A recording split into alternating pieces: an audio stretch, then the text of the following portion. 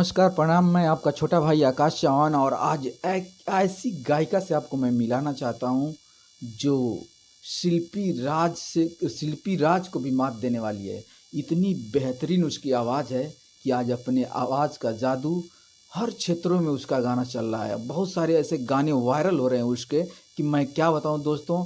वो बिटिया मऊ जिला की है और आज हर दिलों पे राज करती है। उसका मैं सॉन्ग आपको सुनाना चाहूँगा और इतना बेहतरीन वो गाती है कि खुद मैं उसको आपके सामने सुनवाता हूँ किस तरीके की उसकी आवाज़ है। आप खुद उसे सुनकर बताएंगे कि रियल में शिल्पी राज को मात दे दी है।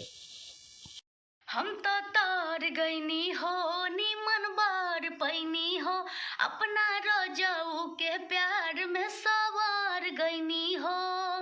एक खुशी रहे लगा मारे सखी पियावा दुलारे आए है रे सखी पियावा दुलारे आए है रे सखी पियावा दुलारे।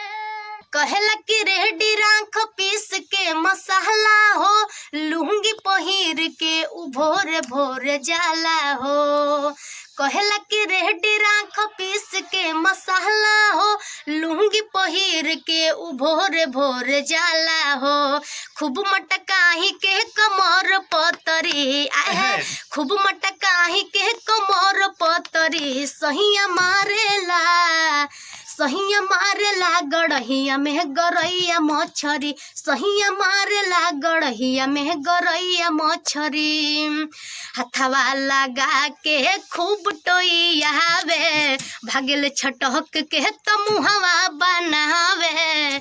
हथवा लगा के खूब टोइयावे भागल छटक के तो मुहवा बनावे। पकड़ के सिधरी तो पकड़ को तड़ी आए है पकड़ के सिधरी तो पकड़ को तड़ी सहिया मारेला गड़हिया में गरैया मछरी सहिया मारेला गड़हिया में गरैया मछरी।